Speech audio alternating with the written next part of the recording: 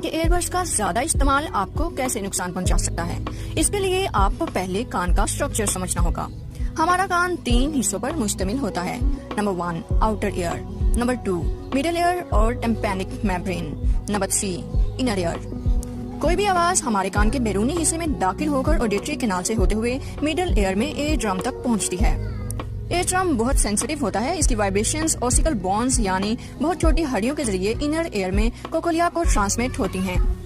कोकोलिया का structure fluid field होता है और इसमें फाइबर लेयर्स और टाइनी हेयर सेल्स यानी छोटे छोटे बालों के ग्रुप मौजूद होते हैं। फाइबर लेयर्स आवाज की वेव्स को प्रोसेस करते हैं और टाइनी हेयर सेल्स उनको इलेक्ट्रिकल सिग्नल में कन्वर्ट करके ऑडिटरी नर्व या कोकोलिया नर्व के जरिए मैसेज हमारे दिमाग को भेजते हैं।